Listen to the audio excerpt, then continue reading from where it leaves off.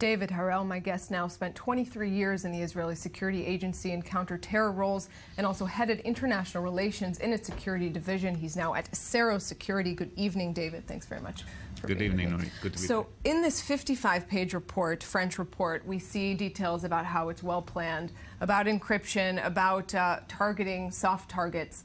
It seems that terror groups, the Islamic State in this case, is always one step ahead of law enforcement. How can that be avoided in this Well, first of all, era? I don't totally agree with that. I'm glad if you don't. Over the last year and a half, there have been many more attacks thwarted than have actually successful. Of course, the successful ones make all the headlines. There have been literally tens of attacks thwarted in the last year. And yes, there's room for improvement. Yes, the Islamic State, Daesh, are using advanced technologies. And yes, there's definitely a battle going on. Who's going to get the upper hand? If we're talking about those technologies, for example, much has been made of encryption, apps like Telegram that the Islamic State was using to coordinate attackers to speak with each other, even during the attacks. If there's no way around encryption, as seems to be the case, is that a sort of lost cause for authorities trying to stop these attacks? It's not a matter of a way around encryption. Certainly at the state level, state actors have the ability to overcome encryption. When we're talking about security agencies of large powers, it's a matter of privacy issues. If, for example, but you do have Apple, you have the founders of Telegram refusing to open encrypted But again, phones. that's a privacy issue. Right. If they get the go-ahead to do it, then Apple will sit down and they will design a software program that will enable the FBI to access the information they want to access inside the phone. It's in the old days, we were certainly more concerned about privacy issues, but today we can't. When we're talking about a threat, a significant threat, sometimes we have to. It's that balance. Sometimes we have to give a little, and maybe we'll have to give up a little bit of our privacy in order to be able to overcome these issues of encryption, because the software is out there, definitely.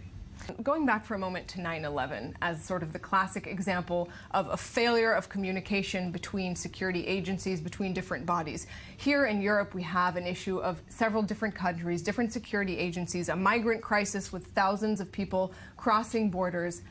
You have a lot of experience coordinating between agencies. How well does that seem to be going in your eyes?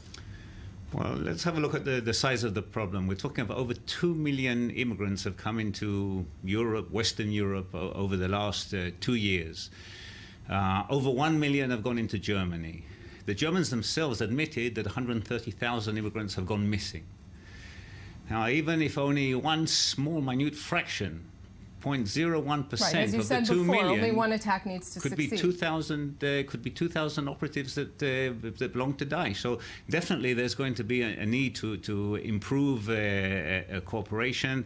I mean, look, 4 months this guy was hiding in Belgium. 4 months he wasn't detected, staying with friends, staying with family. Look what happened in Israel. We had 1 week. You had that shooter in Dizengoff. He was missing for a week, and there was a public outcry. How come we're not finding him? So definitely the Belgian authorities, the European authorities will have to have a look at this case and see what happened, where they missed things, and they will have to look at ways to enhance their intelligence gathering. So as French and Belgian authorities do search for answers and how to enhance their intelligence gathering against terror, all part of the bigger picture is the migrant crisis overwhelming Europe. At midnight, the controversial deal between the EU and Turkey officially came into effect, with fragile boats packed with migrants and refugees continuing to arrive on Greek shores, some 800 people just by midday today. According to the International Organization for Migration, 1 million migrants and refugees have entered Greece through Turkey since January 2015. More than 143,000 have arrived this year alone. Back to you in studio, David. We just saw some of the scale of this crisis. If we're putting the humanitarian aspect aside for one moment to continue with this conversation about terror and how Europe deals with it, when you have that massive of an influx of people and several intelligence agencies, as you mentioned before, are we going to see a need for Europe to sort of unify that into one body? Well, they have a huge job ahead of them. As we said before, only a small and minute percentage can be hundreds, if not thousands, of people they have to keep an eye on. And as it is, the budgets are short, resources are limited.